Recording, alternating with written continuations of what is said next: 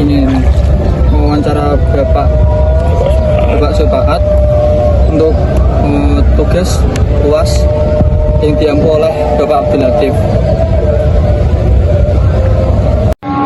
Sebentar, saya ingin bertanya, Bapak silakan bisa.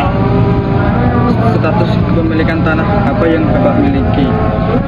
Kalau yang saya kerjakan ini lahan sewa ya, istilahnya kontrak per tahun, istilahnya nyewa gitu. Lahan sendiri, rumah sendiri. Kalau status kepemilikan tanah tersebut bisa nggak untuk akses pupuk subsidi? Kalau pupuk subsidi dari pemerintah, dari pihak pemerintah desa, kita sudah dibikinkan atau sudah dibuatkan kartu tani kan sekarang untuk memperoleh pupuknya. Sekarang semua petani sini sudah mempunyai kartu petani untuk menebus pupuk masing-masing. Apakah pupuk tersebut cukup untuk banyak Bapak seperti ini? Kalau dibilang cukup ya, di mana yang lihat swasta bisa, kalau dari kita sekarang cukup lah ya, kurang-kurang sedikit soalnya kan sekarang ya kayak dulu ya, sekarang sering sulit gitu, dari biasanya sudah dari pelonggaran ke kita sekarang dipermudah dan alhamdulillah dari sekarang cukup pupuknya.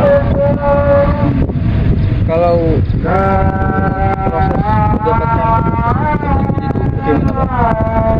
Mendapatkan subsidi dari pemerintah sudah per tahun sekali untuk mengambilnya, terserah jumlahnya dari kuota yang diberikan ya, dari pihak petani tinggal mengambil melalui kartu tani. Kalau jumlah pupuk subsidi yang Bapak terima itu biasanya cukup nggak untuk lahan yang Bapak punya ini? Ya kurang lebih cukup untuk lahan selama 1 tahun kan, ini selama 1 tahun diberi sekali. Untuk kalau daerah sini 3 kali masa tanam cukup. Harapan Bapak mengenai pupuk subsidi kedepannya bagaimana? Ya untuk harapan petani ya, semoga semua dipermudah untuk petani di sini, soalnya ya masalah pupuk itu istilahnya ya sangat murah sekali. Soalnya kalau nggak pupuk subsidi wah sangat berat ini petani. Soalnya rata-rata itu kalau mau panen itu berapa ini turun, biasanya segitu mas. Dipermudah oleh pemerintah untuk masyarakat, soalnya mayoritas kita kan petani.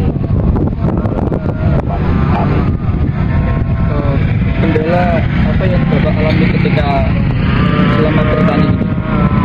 Ya kendalanya ya macam-macam. Kalau pas musim kayak gini ya mungkin dari tenaga sulit, soalnya kan masa tanam bareng tenaganya berkurang. Itu dari kita ya emang kadang-kadang kita mau tenaga dari luar daerah juga, tenaga yang sekarang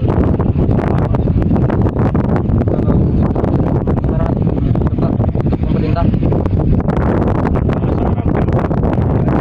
semoga pemerintah ini benar-benar memperhatikan petani.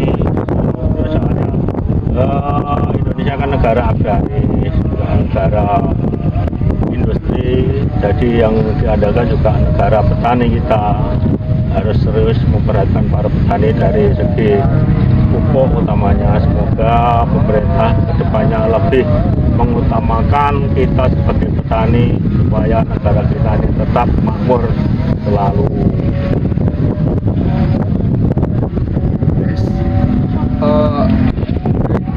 Saya rasa cukup, dan saya berterima kasih untuk Bapak Supaat atas bantuannya dalam tugas kami mengerjakan UAS dari Bapak Abdul Latif. Sekian dari saya. Assalamualaikum warahmatullahi wabarakatuh. Saya juga berterima kasih kepada Mas Ya yang mau berkunjung ke sawah kami yang saya kerjakan ini semoga bermanfaat dan ini benar-benar nyata dilakukan di tengah sawah. Assalamualaikum warahmatullahi wabarakatuh. Waalaikumsalam warahmatullahi wabarakatuh. Perkenalkan, nama saya Muhammad Jabaluddin dari SB 23 IAIN. Dan teman-teman saya yang beranggotakan Chandra sebagai perekam, Taufik dan Indana dan Sakina. Nisa.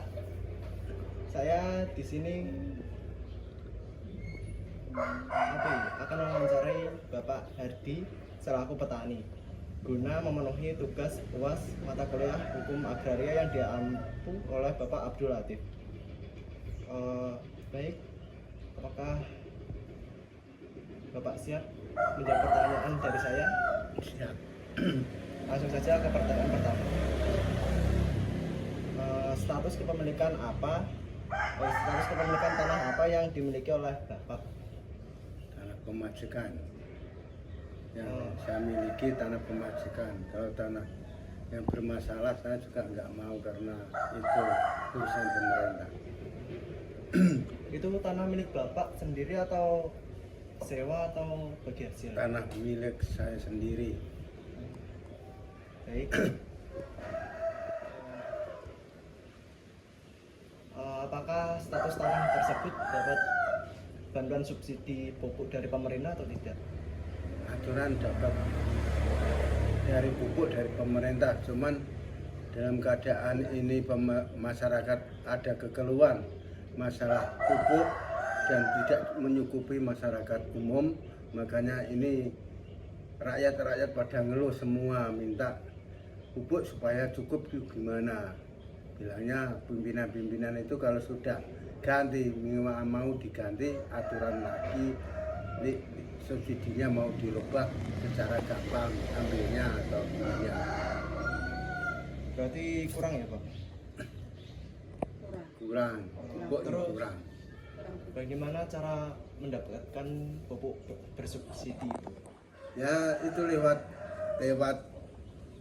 kelompok tani, lewat KTP, lewat pengajuan, dan makanya namanya orang tani kan kesulitannya kan lewat secara tulis menulis atau surat menyurat. Makanya itu kebodohannya petani kan kadang-kadang ada yang pendidikan, ada orang yang tidak pendidikan kan susah ngambilnya, susah carinya Pak. Makanya itu harusnya pemerintah itu membijaki, pimpinan harus turun di lapangan untuk membijaki hal-hal tersebut. Jangan sampai tanaman itu kesulitan, gagal panen dan lain sebagainya. Kira-kira berapa jumlah pupuk subsidi yang Bapak terima atas lahan yang Bapak Kalau pupuk yang diturunkan ke masyarakat itu kebanyakan kurang, karena ibaratnya seperti glosir-glosir pedagang-pedagang pupuk itu dipermainkan, dijual di luar area. Contohnya seperti anggaran tanah yang di hutan di Sangiman itu kan tidak ada anggaran untuk kelompok subsidi, tapi ternyata pada garap kelompok untuk perhutani di Tebang itu kan tidak ada anggaran subsidi, tapi ternyata pada membutuhkan semua, makanya harga sampai melonjak tinggi karena pupuk ada keadaan kurang. Itu kan masalahnya itu. Makanya harus pimpinan membijaki gimana caranya supaya petani tidak ada kekeluhan dan tidak ada kesulitan supaya masalah pupuk itu subsidi itu. Mungkin pertanyaan terakhir, apa harapan Anda mengenai pupuk subsidi ke depannya? Kalau pupuk subsidi ke depannya itu kan janji-janji pimpinan bilangnya mau dipermudah, tidak lewat KTP dan tidak lewat apa itu surat tanah dan lain sebagainya. karena petani itu istilah nanamnya tidak bisa dibatasi dan bisa pas karena kadang-kadang pupuk pepaya, pupuk lombok, cabai dan lain sebagainya itu kan tidak masuk anggaran. Nah makanya yang dimasuk anggaran subsidi itu kan hanya sawah atau lahan petani jagung itu dan sebagainya. Tapi lain-lainnya kan nggak ada anggaran untuk bersubsidi. Makanya itu kesulitannya untuk berurusannya antara pupuk subsidi gitu. Baik. Jadi intinya dari harapan Bapak itu berharap hobi pupuk subsidi meningkat buat tahun ke depan. Iya, harusnya lebih gampang dan lebih mudah pupuk untuk kelanjutannya untuk petani itu.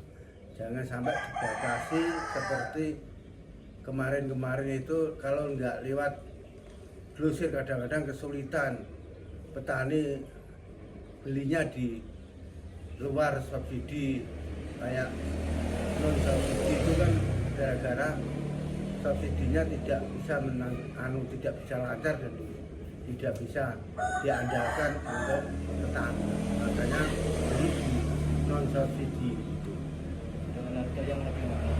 jadi harganya lebih mahal. Terus petani kalau gagal panen seperti hama dan lain sebagainya, kekeluhannya rugi total. Makanya kebanyakan masyarakat itu kekeluhannya sampai situ juga, karena petani yang di luar anggaran seperti perhutani yang dibuka sama rakyat itu kan biasanya kan nggak ada anggaran pupuk, tapi ternyata membutuhkan pupuk yang lebih besar dan lebih meningkat. Makanya itu jadi pemborosan subsidi, nggak ada anggarannya. Makanya harga sampai melonjak tinggi karena tidak ada anggarannya untuk perhutani dan tanaman lain-lainnya itu. Pertanyaan terakhir, apa saran dari Anda untuk pemerintah ke depannya? Kalau pemerintah ke depannya kan aturan.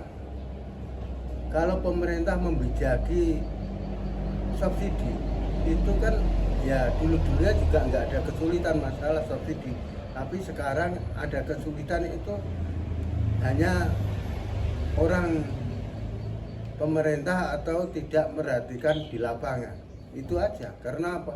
Karena bahan-bahan subsidi nggak disurvei di lapangan, kejadiannya gimana kan nggak tahu.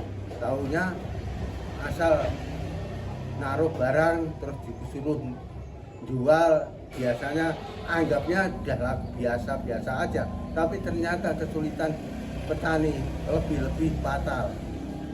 Oh, berarti pembagiannya tidak bisa merata sesuai gitu ya? Iya. Baik, sudah. Terima kasih atas pendapatnya. Kami dari Prodi HES Fakultas Syariah UIN Kudus, terima kasih dan pamit undur diri.